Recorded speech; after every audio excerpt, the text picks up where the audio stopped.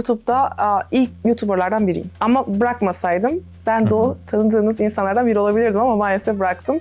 Daha önceden bir marka ulaşmıştı çok büyük bir rakamla. Gerçekten yani şu ana kadar almadığım bir rakamla ulaştı. Bu benim tercih meselesi olduğu için de mesela bunu reddettim. Eventimiz bizim Pilates Horseback Riding'di. O nasıl geçti onu soracaktım Çok zaten. güzeldi. Amerika'ya au pair olarak gelmeye karar verdim. Bu au pair'de ne? Çocuk bakıyorsunuz bir Amerikan ailesinin yanında.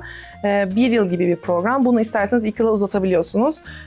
Çocuk bakarak hem evlerinde kalıyorsunuz, onların imkanlarından yararlanıyorsunuz. Ayrıyetten de sizi okula yolluyorlar dil eğitimi için. Ama kısa dönemli bir dil eğitimi programı. Gece gündüz çalışıyordum.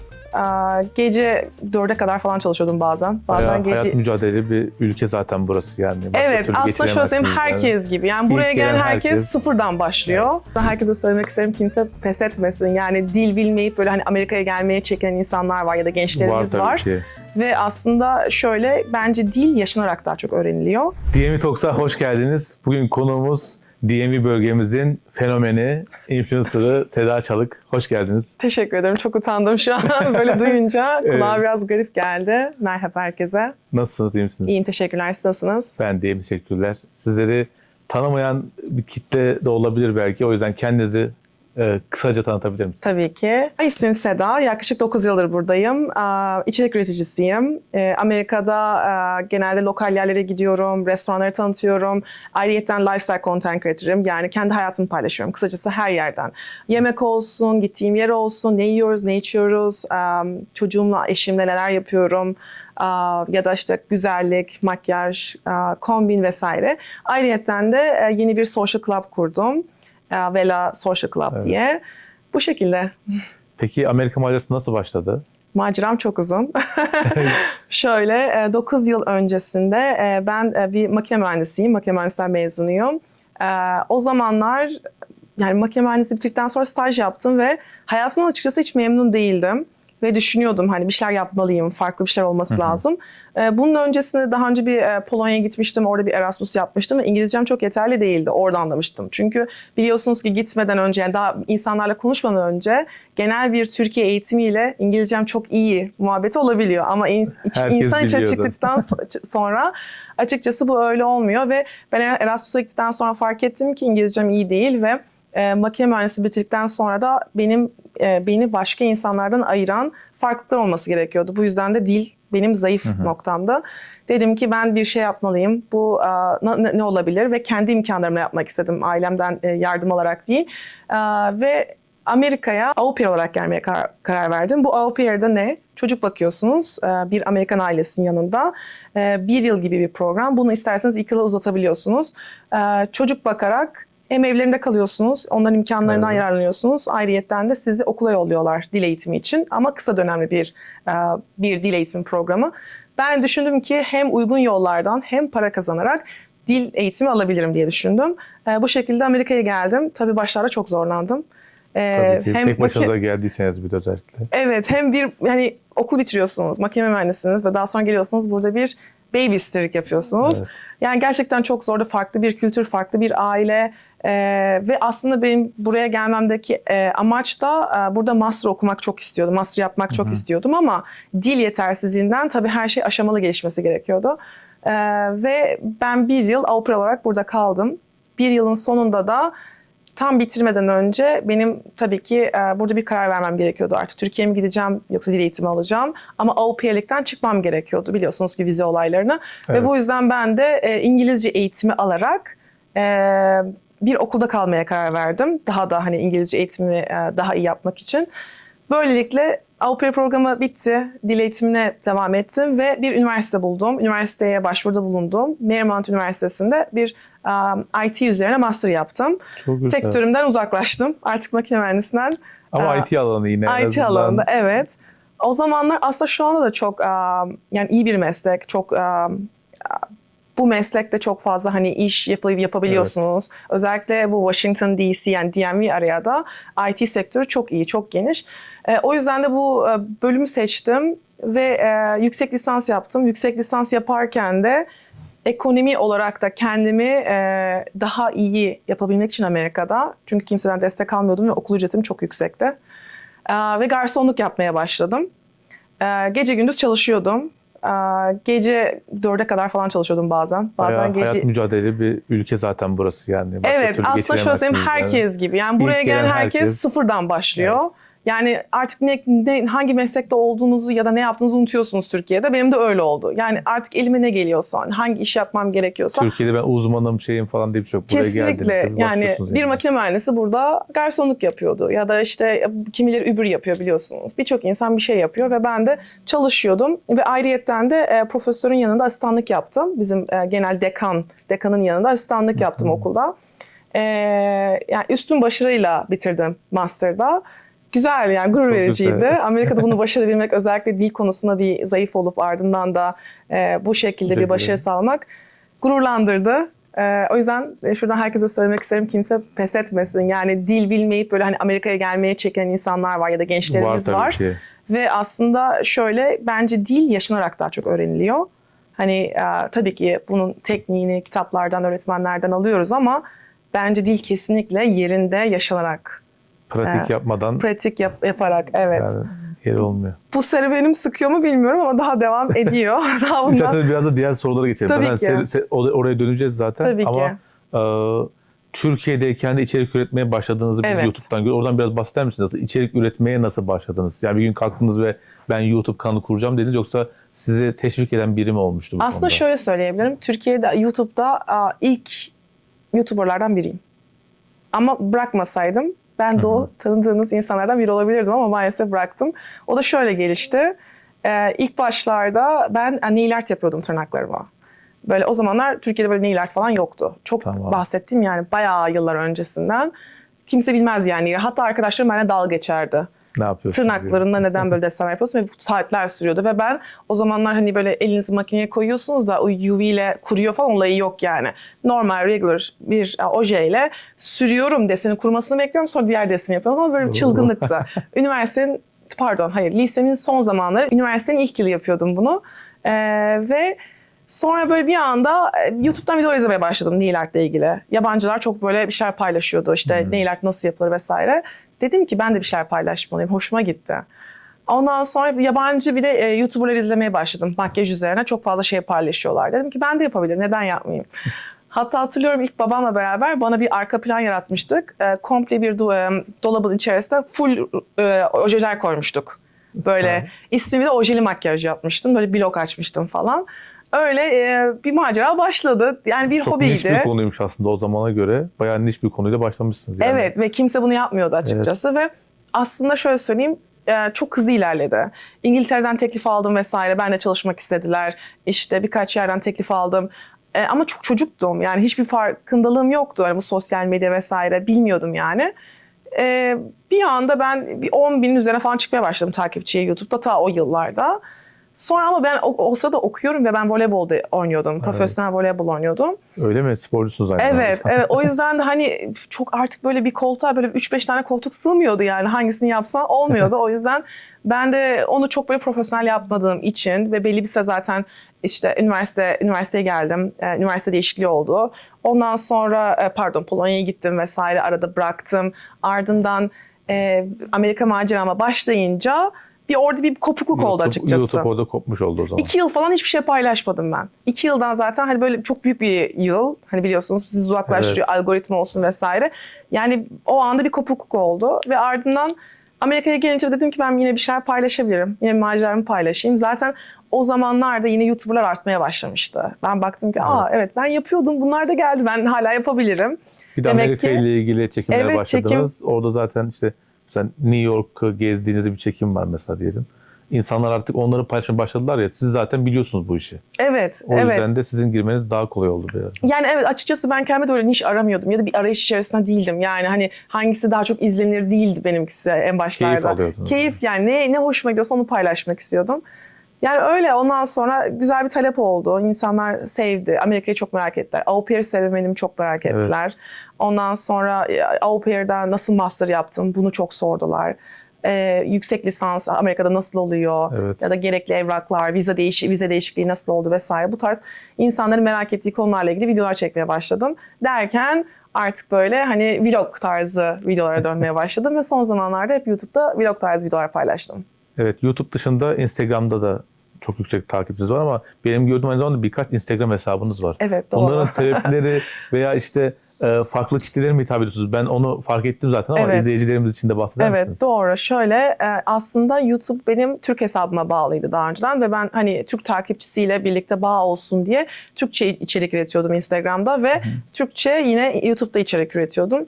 Ki baktım yani Amerika'da olduğumdan beri yani arkadaşlarım, çevrem vesaire ve ben bunu artık böyle biraz iş olarak yapmak istediğim için yani benim İngilizce konuşmam gerekiyordu hesabımda ve ben Türk kitlesini de kaybetmek istemedim. Çünkü Türkiye'den de benim hani takip eden Tabii insanlar ki. var. O yüzden de ben hani profili bozmak istemediğim için bir yabancı hesap açmaya karar verdim.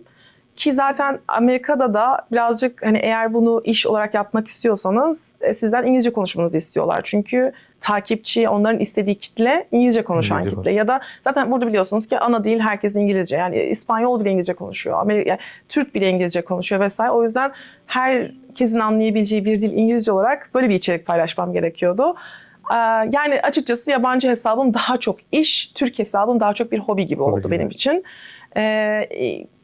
İngilizce üretmeye başladıkça zaten birçok marka bana ulaşmaya başladı. Önce bunlar böyle sadece bir hobi gibi oldu. Hani ürün yolluyorlar, tanıtıyorum. Daha sonra gerçek bir işe döndü.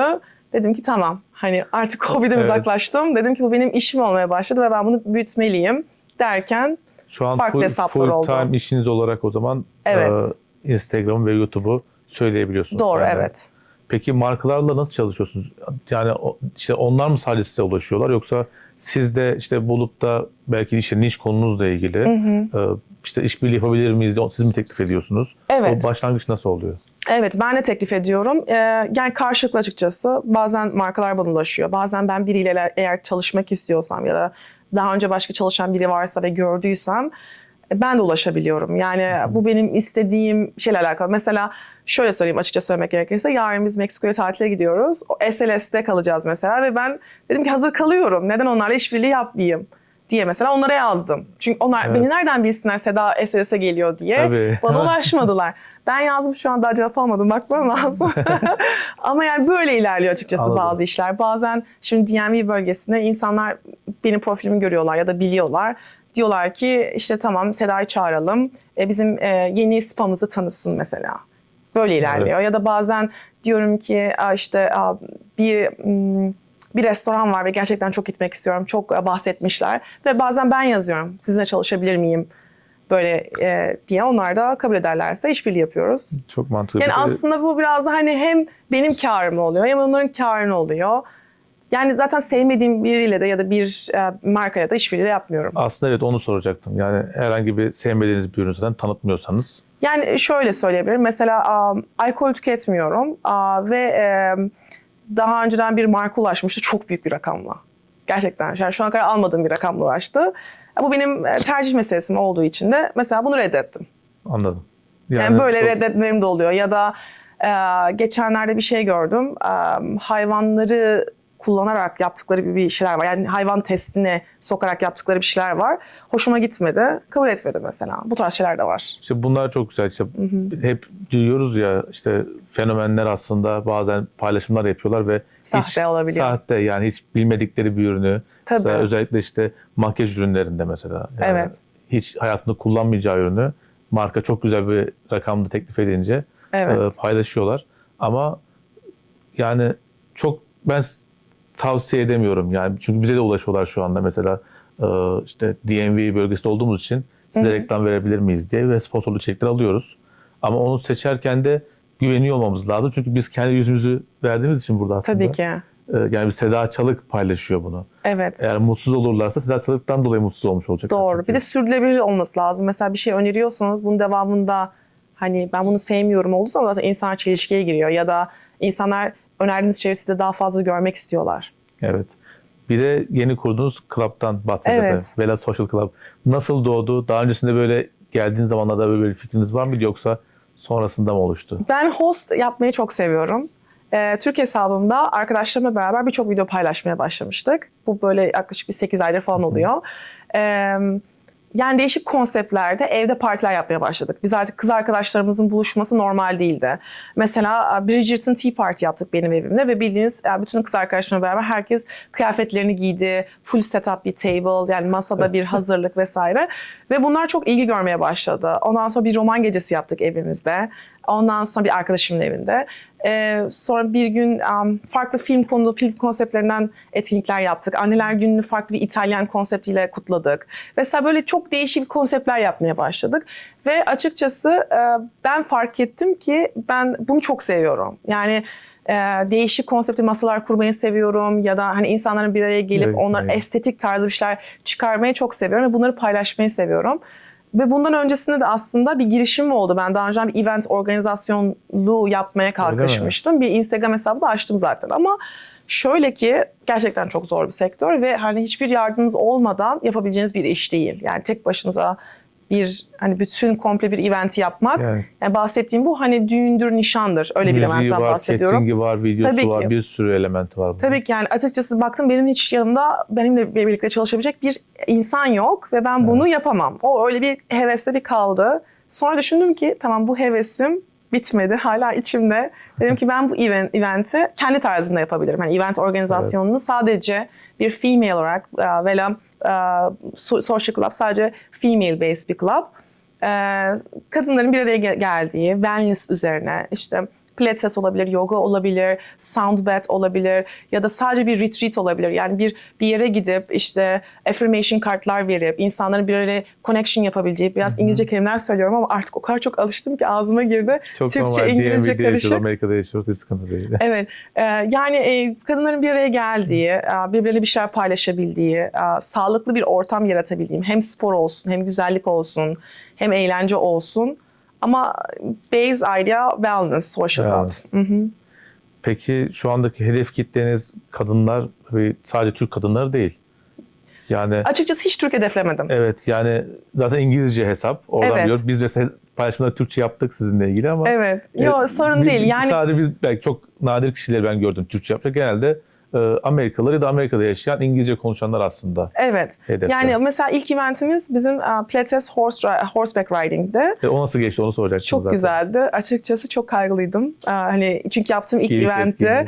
ve yani hiçbir zaman şunu düşünemedim, hayal edemedim. Yani bilet satıyorsunuz ve onun size sorumluluğu var. Ben düşünsenize biletlerimi sattım ve insanlarda bir beklenti oluşturdum. O beklentiyi karşılamak, hani şimdi normalde ben içerik üretiyorum. Bu benim beklentim. Ben video karşısına geçiyorum. Ben ne istiyorsam o oluyor. Hani ben diyorum ki ya tamam işte arka planım böyle olsun, şurası böyle olsun. Şimdi siz bilet satıyorsunuz ve insanlardan size o kadar çok büyük beklentileri var ki ve bunu karşılayamazsanız bu sizin için çok kötü. Yani Bir sonraki etkinlik için de kötü olabiliyor. Aynı şeyi yaşadık çünkü bize sıra gecesi düzenlediğimizde evet. 350 tane bilet satılmış ve o insanları mutlu edebilecek miyiz? Müzik doğru olacak mı? Evet. Ya da işte insanlar eğlenecek mi, dans edecekler mi, yemek güzel olacak mı diye endişelerimiz vardı. Ama sizi takip ettik mesela o gün hem işte yemekler hem dekorasyon epey bir emek harcadığınızı görüyoruz. Öyle evet. Çok uzun süre çalıştım. Yaklaşık 2 ay çalıştım bir event için. Yani evet emek bayağı var ama o da normal diye düşünüyorum. Çünkü ilk event olduğu için daha hani hiçbir şeyim olmadan sıfırdan çıkan bir şey olduğu için zaten hiçbir şey de kolay elde edilmiyor. Güzel olan şeyler kolay kazanılmıyor maalesef. O yüzden de ama çok mutluyum, çok gururluyum. Çok güzel bir şey oldu. Çok güzel geri dönüşler aldım, feedbackler aldım. Bir sonraki eventleri aslında herkes çok merak ediyor. Ben de şu an onun üzerine çalışıyorum. Yani aynı tarzda event yine olacak. Eylül'de aynı tarzda eventlerim olacak ama açıkçası hani hep böyle sanki o event yapıyormuş gibi bir club değil sonuçta. Evet. Farklı eventler de yapmayı planlıyorum. Aklımda çok daha farklı şeyler var. Yapabilirsem eğer onları Instagram hesabında paylaşacağım. İpucu yok mu onlardan? Hepsi sürpriz mi kalacak? Yani şöyle karışık şeyler aslında. Hani bazılarında yine böyle pilates. Ben aslında şöyle söyleyeyim benim tarzımı. Yaptığım eventler hep mix. Yani spor da var ama sporun yanına ilaveten o kişinin kazanabileceği bir şey de var. Yani tamam at binme de bir spor ama hani bir experience aslında. Herkes bunu spor olarak görmeyebilir. Tabii ki. Ama mesela pilatesi ya da yogayı sadece spor olarak herkes görüyor. Yani sporu verirken ekstra bir deneyim, aktivite ya da bir bilgi, bir workshop tarzı bir şey daha ekleyerek eventlerimi yapmaya çalışıyorum. Yani sadece bir konuda değil. Çok güzel. Karıştırarak. Şimdiden başarılar diliyorum Teşekkür ve ederim. etkinlikleri bekliyoruz. Biz de duyurusunu yapacağız zaten DMV Talks'ta. Teşekkür ederim. Peki yine kanalımızda, DMV Talk kanalındayız ve burada gitmeyi sevdiğiniz, işte ailenizle belki keyif aldığınız yerden bahseder misiniz biraz? Burası Çok güzel. Bir restoran tabii, bir park Zor olabilir. sorudan geldik ve dedim ya çok zor. Evet, o dördüncü soru. Bir park olabilir, bir restoran olabilir. Tamam. İşte çocuğunuzla ya da eşinizle keyif aldığınız, arkadaşlarınızla keyif aldığınız, yani izleyenlerimize tavsiye edebileceğiniz bir iki yer varsa. Doğayı çok seviyorum. Zaten benim eventimden de anladığınız gibi ben doğa etkinlikleri, hep outdoor etkinlikler yapmaya çalışıyorum. Yani şöyle söyleyebilirim, eşimle biz çok yoğun çalışıyoruz ve ikimiz de haftada bir ailecek biz bir araya gelebiliyoruz. Hı hı. Çünkü eşim 6 gün çalışıyor. Ve o sırada da biz açıkçası indoor yerleri sevmiyoruz. Yani alışveriş merkezidir işte ya da kapalı alanları sevmiyoruz ve olabildiğince aktivite bulmaya çalışıyoruz. Yani şu ana kadar birçok yere gittik. Virginia mükemmel bir yer. Yani Virginia'nın içerisinde çok güzel doğa parkları var, lakeside'lar var. Yani bir göl kenarında parklar var. Ayrıyetten farmlar çok güzel çünkü çocuğum var. 2,5 yaşında bir çocuğum var. O yüzden biz olabildiğince onun içinde bir aktivite bulmaya çalışıyoruz. Mesela Burnside Farm var. Orayı çok seviyorum. Orada galiba ayçiçeği toplamıştık Ağustos ayında. Eğer bu video Çok yetişirse güzel. Ağustos ayında Burnside'da Evet, Temmuz oluyor. ayında yayınlamayı planlıyoruz. O yüzden Süper. de Ağustos ayında orada ayçiçek tarlasında ayçiçek toplanıyor. O yüzden çok güzel bir etkinlikti bizim için. Sonra Bull Rock'tı galiba. Yani ben size park isimleri sayarım. Yani çok güzel.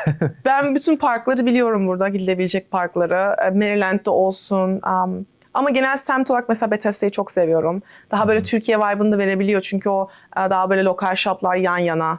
Evet. Merrifield de Evet. güzel, aynı onun gibi. Daha böyle yürüyebileceğiniz. Çünkü Amerika'yı biliyorsunuz. Amerika'da daha çok her yer birbirine uzak ve arabayla gidiyoruz her gidiyorsunuz. Ve ben Eskişehirliyim. Eskişehir'de genelde insanlar arabasını park eder ve yürür hani sokaklarda. Çünkü her şey yan yana ve ben onu çok seviyorum.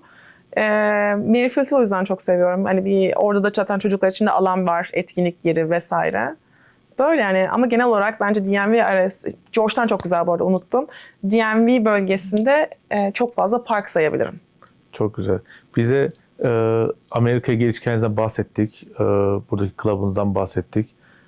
Buraya işte daha öncesinde Avrupa'da yaşadığınız, aslında Erasmus'ta da olsa gittiğinizi daha az önce öğrendim. O yüzden de çok hazırlıklı değildim zaten bu soruyu sormaya, ama orayla bir karşılaştırma yapabilir misiniz? Yani Avrupa'da gezdiniz mi? Farklı yerlerde gördünüz mü? Evet. Orada yaşamayla burada yaşam arasında, mesela özellikle bir Türk olarak arada farklılıklar var mı sizce?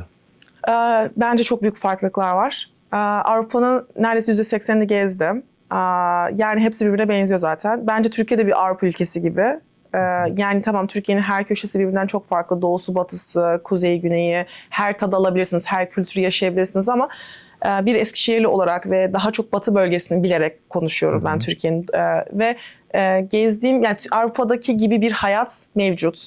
Yani o trafik sorunları, yolların dar oluşu. Mesela bir Paris'te gittiğim zaman yol sorunları, trafik sorunu. Trafik sıkıntısı Paris'te unutamadığımız bir şey. Yani bu işte İstanbul gibi ya daha çok bir hani Türkiye'deki bu tarz sorunları yaşayan şehirler gibi. Aslında birbirine çok benziyorlar. Yani Amerika'ya kıyasla, Amerika'da tabii biliyorsunuz ki yollar burada çok geniş, ama şöyle bir şey söylemek istiyorum. Amerika'da ben başka eyaletlere de gittim. Her eyalet Virginia gibi değil. O zaman peki yaşadınız mı farklı eyaletlerde? Yaşamadım ama gezdim. Tamam, onu da soracağım. Yani Virginia'da yaşamasaydınız, burada olmasaydınız başka bir eyalette seçer miydiniz? Yoksa burada ailecek mutlu musunuz ve iyi ki Virginia'da yaşıyorum diyebiliyor musunuz? Şöyle çok büyük konuşmayayım. İyi ki Virginia'da yaşıyorum. Yani seçemem diyemem. Yani illaki güzel bir eyalet vardır. Çünkü %100'ünü gezmedim. Ama genel olarak yani kıyaslarsam bir Los Angeles'la Virginia'ya kıyaslarsam kesinlikle Virginia derim. Net. Bunun sebebi yani daha aile yani olabilir ama şöyle söyleyebilirim. Yoksa en son, trafikten dolayı mı olabilir? Yok, hayır, kesinlikle trafikten dolayı değil. Yani şöyle, biliyorsunuz ki burada bazı maddeleri kullanmak yasal Amerika'da. Evet. Ve Los Angeles'ta gördüm ki artık insanlar bunu farklı boyuta taşımışlar ve homeless'lar dediğimiz, yani sokakta yaşayan insanlar gerçekten artık zombi gibiler. Bilmiyorum, gördünüz mü? Artık Los Angeles benim için Zombieland. Yani her adım attığım zaman birisinin ayakta böyle donmuş bir şekilde duruşunu falan görüyorum. O Hollywood'da gösterilen Yok, şey kesinlikle gibi bir şey o böyle değil. filmlerde görülen kısım zaten sadece belli bir kısım. Yani Los Angeles bundan ibaret değil. Yani Los Angeles'ın güzel yapan kısım Beverly Hills. Evet. Ondan sonra bir yer daha vardı, bir caddesi, alışveriş yapılan caddesi. Unuttum ismini. Bir de orası.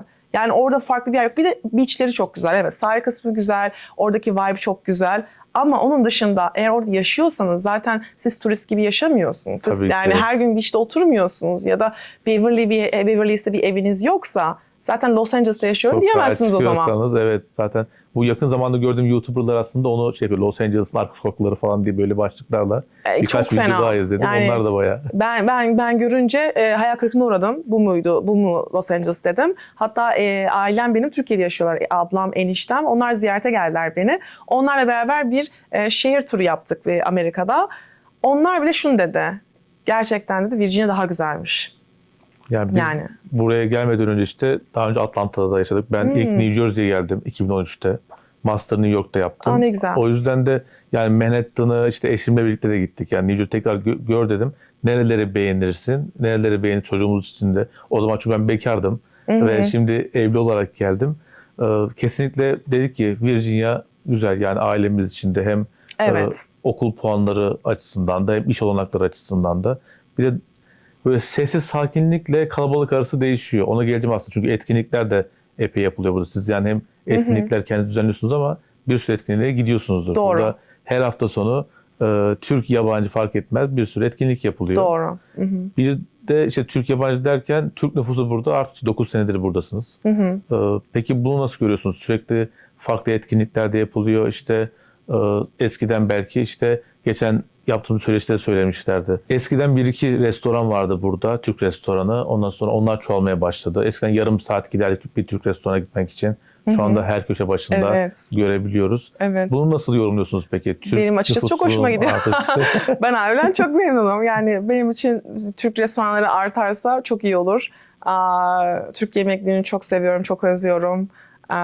Evet, Türk nüfusu bence burada çok artıyor. Aslında şöyle söyleyeyim, genel olarak Müslüman nüfusu çok artıyor burada. Ben onu fark ettim.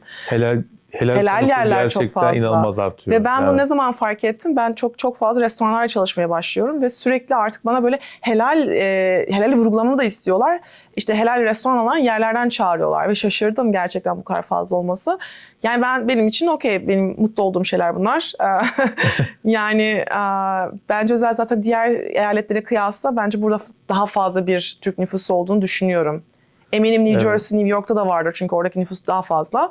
Ama burada da çok fazla arttı son zamanlarda. Ben ilk 3'te diye biliyorum Amerika'da. Bence de doğrudur. Yani özellikle işte Loudoun County çok yüksek rakamı falan. Doğrudur, ama New Jersey, Kaliforniya ve Virginia olarak biliyorum ben de, DMV bölgesi olarak. Doğrudur, evet. Peki biraz daha sona yaklaşıyoruz aslında. Sizi hem DMV'de yaşayan bir Seda Çalık olarak hem de bir influencer olarak ağırladık bugün. İkisi için de aslında tavsiyeleriniz neler olabilir? Hem sizi izleyen belki bir kitle var ki fenomen olmak istiyor ya da fenomen olmak için değil de bir içerik üretmek istiyor. Ama nereden başlayacağını bilmiyor. Onlara söyleyeceğiniz bir tavsiye var mı? Öncelikle onu alalım isterseniz. Tamam. 2 tane tavsiyem olabilir. Bir tanesi influencer için, bir tanesi Seda için. Yani ben olarak, sadece bir Seda olarak.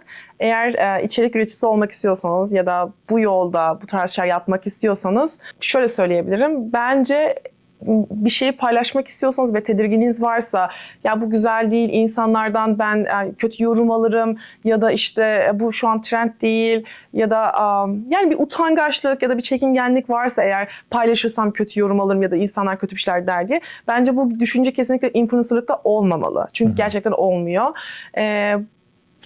Yani anında aklınıza ne geliyorsa ve ne yaşadığınızı ya da hangi nişe sahip oluyorsa account'unuz, hangi nişse, yani hangi alanda paylaşacaksanız bence düşünmeden paylaşın her gün, her saat. Çünkü şu an açıkçası birazcık influencer olmak zor. İçerik üreticisi olmak çok zor. Çünkü bunu çok fazla insan yapıyor. Sadece şunu söyleyebilirim. Kimler daha iyi içerik üretebiliyor? Daha böyle insanlarla konuşan insanlar. Daha böyle doğal olanlar. Samimi olmak. Daha samimi olanlar. Ondan sonra yani sürekli reklam değil de, hani böyle artık biliyorsunuz influencerlık boyutu reklam boyutuna çıktı. Sürekli reklam değil de hani daha hayatını anlatanlar ya da dramı sevenler, komikliği sevenler, bu insanlar biraz daha artık hani influencer yoluna yükseliyor. Çünkü günümüzde insanların hayatı çok yoğun. Herkes böyle bir 3 saniye böyle bir telefonda ilerletiyor videoları. Hemen hızlı bir şekilde bakıyorlar. O 3 saniye ne veriyorsunuz siz o karşıdaki insana? Komik bir video mu? İzliyor. Drama mı? izliyor. Üzüntü, kötü bir haber mi izliyor. Ama yani böyle normal bir şey izlemiyor insan. Sıkılıyorlar artık. Akışında olması lazım. Yani Biraz evet. sana tutmanız gerekiyor. Evet ama şöyle bir önerim var. Hani sırf insanlar izlesin diye olduğundan farklı görünmek de bir yere kadar götürtmez. Yani o influencer'ı anca belki 1 ay, 2 ay, 3 ay götürürüz. Daha sonra zaten yapamaz. Yani devam edemez. O yüzden kendiyle ilgili hayatından bir şey verebiliyor olması lazım. Yani komik bir insansa komik videolar çekebilir. Ya da bir hayatsal bir başarı öyküsü varsa deneyimlerinden bahsedebilir. O hayata nasıl geldi? Evet. Her gün onları anlatabilir. Bir uzmanlığı varsa belki. İşte Evet, teknolojiyle yani böyle ilgili oluyor. uzmanlığı var. Teknolojiyle ilgili bir şey çekebilir belki. Evet, mesela ben hamileyken bazı influencer'ları takip etmeyi çok seviyordum. Onlar işte hamilelik dönemlerini anlatıyorlardı ya da işte çocuk sahibi olduktan sonra işte hayatlarını anlatıyorlardı. Ben de merak ediyordum çünkü hani ben de hamileyim ve çocuk sahibi olacağım. Beni neler bekliyor ya da neler öğrenebilirim. Takip ediyordum. O yüzden insanlara bir şey verebilmek lazım. Veremiyorsanız zaten sizi takip etmiyorlar. Bir de Seda olarak öneride bulunayım. Ben bu hayatımda yani şöyle söyleyeyim, ailem yani çok sağ olsun, her konuda beni çok desteklediler. Her zaman hani hiç çalışmadım ben Türkiye'de. Hiç çalışmadım. Yani gayet bir öğrenci olarak okuluma gittim. Güzel bir hayat Güzel bir hayat geçirdim. geçirdiniz. Aslında şöyle söyleyeyim, yanlış söylemeyeyim. Bir kere çalıştım. Ben Amerika'ya gelmeden önce artık üniversite bittikten sonra birazcık çalışmıştım Amerika için. O kadar ama ailem hiç çalıştırmadı. O yüzden ben açıkçası Amerika'ya geldikten sonra çalışmanın ne demek olduğunu, zorluğun ne demek olduğunu anladım. Yani kendi paranı kazanmanın, o faturayı ödemenin yani nasıl bir şey olduğunu anladım. İçimden farklı bir Seda çıktı. Yani o yüzden şunu söylemek istiyorum. Hiçbir şey imkansız değil. Eğer bir insan bir şey başarmak istiyorsa, yapmak istiyorsa bunun için bence birçok yol var. Evet, zorlu yol var, direkt yol var, kolay yol Evet. var. Yani bunun seçenekleri var. Ama bu biraz sizin karakterinizle ilgili. Kolay yolu mu seçiyorsunuz? Kötü yolları mı Kötü yolu seçiyorsunuz? Ya da hani en doğru yoldan bütün hani emeklerinizi vererek hani bir şeyi başararak o tadımı almak istiyorsunuz. Yani bu insanın elinde ama bence hiçbir şey imkansız değil. Çok teşekkür ederiz. Gerçekten de çok önemli bence bilgilerde. Özellikle bu bölümleri ben Reels olarak ayrı ayrı kesip paylaşabiliriz yani. İsterseniz kapanışa geçelim ve kapanış sizden alabilir miyiz? Kameraya bakarak DMV Talks'u bu bölümünü siz kapatırsanız çok memnun oluruz. Tabii ki. DMV Talks'a bugün için teşekkür ederim. Yer verdiği için ve hayatımı sizlerle paylaşabildiğim için teşekkür ederim tekrardan. Bu arada şunu söylemeyeyim ki ben açıkçası böyle bir konuşma kendi kanalımda yapmadım. Yani o yüzden bu bölüm gerçekten hem benim için özel hem de belki benim takipçilerim için de özel olacak. Ayrıyetten benim YouTube kanalımı, Instagram hesabımı ve Vele Social Club hesaplarını aşağıdaki açıklamalardan bulabilirsiniz. Ayrıyetten de tabii ki DMV Talks. Bizleri takip etmeyi unutmayın. DMV Talks çok güzel şeyler paylaşıyor. Ayrıyetten benim kanalıma da bakarsanız çok sevinirim. Görüşmek üzere. Çok teşekkür ederiz. İyi ki geldiniz. Teşekkürler, sağ olun. Teşekkürler.